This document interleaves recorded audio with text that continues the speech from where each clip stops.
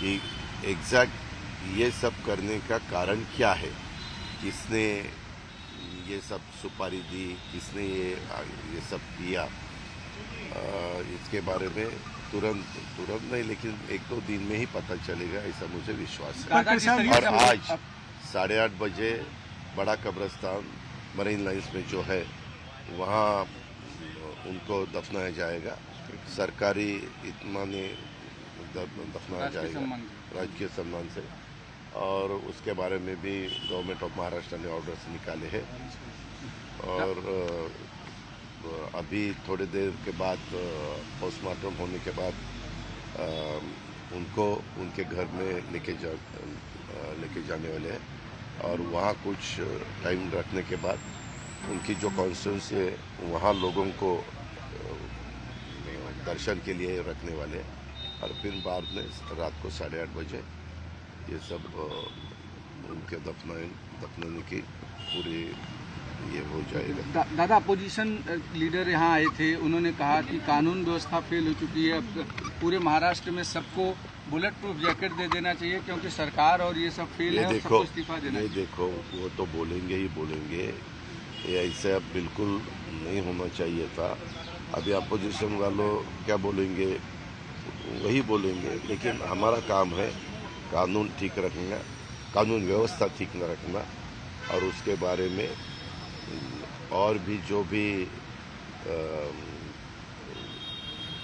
ये हमारे chief minister, deputy chief minister कल रात को खुद आए थे, उनसे पता चला, क्योंकि कल मैं पूना में था, मैं सुबह यहाँ पहुँचा, लेकिन मेरी रात को देर से देवेंद्र जी के साथ भी बात हुई, चीफ मिनिस्टर साहब के साथ भी बात हुई। उन्होंने बताया कि इसके पीछे कौन है, किसका हाथ है, ये हम ढूंढ के ही निकालेंगे। हम जरूर उसका बंदोबस्त करने वाले हैं जिन्होंने ये सब कदम उठाया। और अपोजिशन वालों को जो भी बोलना है वो बोल सकते हैं, लेकिन मेरी इतनी उनको विनती है कि अपना एक साथी, उन्होंने कांग्रेस में भी काम किया, हमारे महाविकास आघाड़ी में भी उन्होंने काम किया, अभी राष्ट्रवादी कांग्रेस में आके वो महायुति का भी एक घटक बने थे और अच्छी तरह से काम करने की उनकी कोशिश थी। वो स्पीच भी अच्छी तरह से देते थे, उनके एरिया में कुछ कार्यक्रम भी हुए, वहाँ लोगों ने बहुत अच्छी तरह से रिस्पांस दिया था। मैं खुद था, प्रफुल्ल भाई थे, बाबा थे, जिशान थे, सब हम थे। लेकिन जो नहीं होना चाहिए तो हुआ, इसका हमें बहुत दुख है।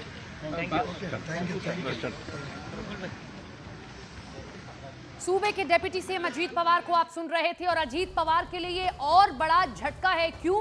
क्योंकि फरवरी में ही बाबा सिद्दीकी ने कांग्रेस का दामन छोड़ते हुए एनसीपी, जो कि अजीत पवार की गुट वाली एनसीपी है, उसका दामन पकड़ा था। और ऐसे में एक कद्दावर नेता थे वो एनसीपी के, और उनका जाना समुची एनसीपी, जो अजीत पवार की गुट की एनसीपी, एक बड़ा झटका है। और देखिए, अजीत पवार ये सुनिश्चित भी करवा रहे हैं कि जल्दी जो दोषी हैं, जो सही दोषी हैं, भले ही वो जेल की सलाखों के पीछे, लेकिन उन तक पहुंचा जाएगा अगर ये कोई कॉन्स्पिरेसी भी है। लेकिन ये बड़ी खबर आप देख रहे हैं, और पोस्टमार्टम के बाद में उनका अंतिम संस्कार जो सुपुर्दे खाक किया जाएगा, वो उसकी जानकारी भी उन्होंने दी। बाबा के कातिल सलमान खान के दुश्मन, ये बहुत बड़ी बात है, क्योंकि हमारे सहयोगी न्यूज़ 18 इंडिया के आनंद तिवारी, जब पिछले साल गिप्पी ग्रेवाल पर हमला हुआ था विदेश में, और उस दौरान उन्होंने रोहित गोदारा से बात की थी, तो यही रोहित गोदारा ने कहा था कि जो जो सलमान खान का दोस्त होगा वो हमारा दुश्मन होगा। और बाबा सिद्दीकी की नजदीकी या करीबी वो कितने थे सलमान खान से, किसी से छिपी नहीं है। कोई भी इफ्तार पार्टी रही हो, कोई भी ईद की पार्टी रही हो, यहाँ तक कि एक तस्वीर जो इस वक्त